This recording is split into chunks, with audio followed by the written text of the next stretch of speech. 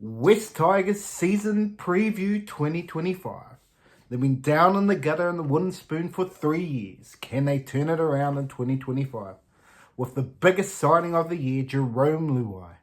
But can the others around him like Royce Hunt, Jack Bird, Terrell May, Taruva all help get them off the bottom of the ladder? But will it be enough for them to make the top 8 in 2025?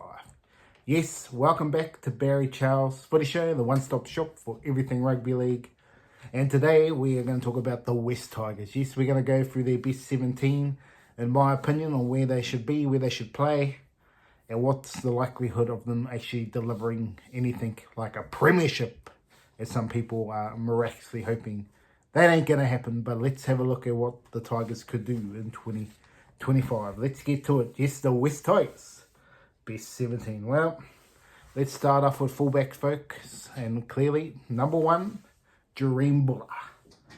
Jarome Luai is a class above anyone else here, and he is a certainty for the fullback position. But if he does go down, the likes of Adam Douhehi, Charlie Staines, and the likes would be the options for fullback, maybe even Skelton as well. Going to the wing positions here. Well, this is probably a little bit controversial, but I'm believing Charlie Staines can turn it around and be their gun player. He's got speed to burn. He's a forgotten hero. He could come into play with Taruva. That's who I'll be going with. But no doubt Skelton may be getting the other wing spot. But that's what I'm going with just here to start off with. And then I'll put Skelton into the centres with Justin Olam. That's the way I'm going early. But they got quite a few options here. They obviously got the likes of Jack Bird and Adam Douhehi that they could easily put in there. So they've got, and a few others as well. So they do have a good sprinkling of players, but no starters. You got Brent Naden as well. I mean, but really, they're not guns. Taruva's the gun out of this lot. The rest are just battlers at their best, apart from Adam Douhehi at his best. But again, I don't have him playing in that position. I have Douhehi playing other positions. Justin Olam is struggling to find his best form. He'll need to go to another level. The halves, folks. Yes, the halves. The big one. Who is going to play in the halves? Well, that's easy. Galvin and Jarome Luai. But they're both 5'8", you could argue. Potentially, this season could just blow up because they're just 2 5'8s and don't know how to run the team. Is that going to be the question mark over the Tigers all season? Or is Jarome Luai the man to deliver like Cleary? I think Jarome Luai can do number 7 no problem. Whether he's up to Cleary standards, I doubt so. But I do think he is a lot better than what people are thinking, and I think he will do the job well. Whether enough for them to really push up, I think they'll improve, but they don't have a depth squad. That's my big concern here. And they're going to rely heavily on the starting players, and if they get injured, it's a long road ahead for the West Tigers. They do have a couple of spots open, so if they can find some big signings before then potentially they could really push themselves up. But that is my concern. Can Luai direct them? And also, can Galvin take enough pressure off Jarome Luai and not go into second year syndrome? That's going to be the question mark for the Tigers around that sort of thing. And how they play together with Uppy, who has struggled. He likes to be on the front foot and do the running around, which will suit Jarome Luai and Lock and Galvin. That's what's impressive. With Buller, it could be the most exciting halves spine in the competition. That's how good this team could be. Their spine will be up there with the best in the NRL, but the forward pack gonna deliver enough. That can Adam Douhehi or the Pule be that Isaiah Yeo that gives the glue between the hooker, and that is what they're missing.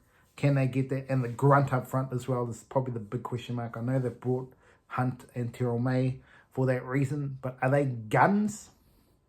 They're great players. Don't get me wrong, they're great players, but are they guns? Terrell May will have to go up to another level and prove he is a gun. But that's what he's been brought for, to be the gun, so we will see. Now, forward pack. What did I look like with the West Tigers here in the forward pack? That was a tough one where to go here. I've gone for solidarity and Royce Hunt and David Clemmer to get the ball rolling. That's the way I'm going. And Terrell May will come off the bench for me and be the big 60-minute player off the bench for me. it's the way I'd go with that. You could potentially put Terrell May in the second row if you think that's where he could be suited. That's a potential move that they could look at back in the future. But I think, for me, I'll put Adam Douhehi in the second row for now. You can potentially play lock as well. It's going to be depending on how Pole goes. Pole's my lock.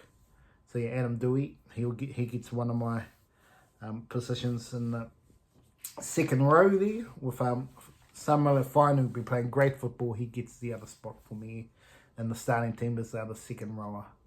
So, which leaves the bench? Well, the bench, Latu Whainu, he's there for now, but we'll see how he goes. He needs to continue his development. Jack Bird can play anywhere in the back line, play anywhere in the four pack, so pretty much. So he is a lock to be in the 17 on the bench. He's a key player off the bench for them. Terrell May as well is obviously a big key player as well. And then Alex Safaf is my other player. Leaving out the likes of Alex Trowell, De Silva, who's another backup option in the hooking role, and a few others. Brent Naden and the likes haven't made the squad, but that shows you how weak the squad is because they ain't pushing for positions, and that is the worry for you West Tigers fans out there, is the pressure for positions won't be there. And can they live up to the hype? And they got a lot of youth trying to build up to the hype. They're probably just missing another keg in the cog. Clemmer's been there a long time and probably a little bit out of date, if you know what I mean. It's just hasn't really, since he's been dropped from New South Wales, he just hasn't been the same player. He's a good player, but he just hasn't gone to that next level. But like Aaron Wood's situation, sort of just once he out of New South Wales, just drifted off to the sunset. Similar situation with Clemmer, unfortunately.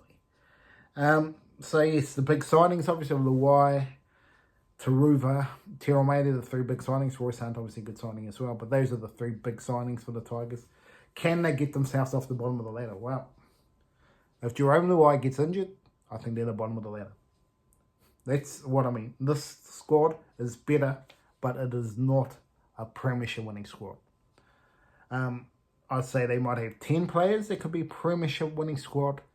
They need to find more players. And again, there's two positions left in their cap, or whether they've got a lot of cap space for decent players. I'm not 100% sure on that one. But if they can find, to me, they need a Moses Leota type player, a Jan Fisher-Harris. That, or an Isaiah Yeo. Those are the two. Add two players of that caliber to this team, then potentially, and then a good centre as well, or another winger. Probably that three. They need a speedy winger, a prop, and a lock. Add those three, or the young players go to another level and become those players, then they are potentially a lot better side. But they're just lacking just a little bit of more talent and depth, which I see them more ranking down the bottom of the ladder, folks. I still just don't know how high they can get to. I mean, I was getting raving about the top 8, but when you look at their team altogether, top 8, I'm not saying it's not impossible. They could potentially get 8th, but that'd be as good as they get. If they get higher than that, I'll be stunned and it'll be just miracles. But the spine is there. If the forward pack and the young players come to play, they could absolutely shock us and do something about it. But yeah, big seasons. Justin Olam needs a big season, otherwise his career is going down the toilet very quickly. Charlie Staines as well. He's potentially on the way out as well. So they some big seasons for them. Polly and the Whainu brothers, they need to go to another level and continue to rise to help this Tigers team. And obviously Lachlan Galvin and Jarome Luai. And Uppy's got to bounce back after a struggling season. He can Clemmer do something about his form and go to another level. They've got rid of the cancer in John Bateman, so this is their chance to really rock and roll. But yes, for West Tigers fans, you're expecting a premiership in 2025. It ain't going to happen. If it happens, well, congratulations to you, but I just cannot see it. They are just lacking a bit more class in their team. They probably needed 3 more top line players for them to really push to be up there with the big guns. But it should be an improvement, but they need Luai on the field. Anyway, that's the Barry Charles Footy Show for this episode. Remember to like and subscribe to the channel, and I'll be back with every team. Best 17 in 2025.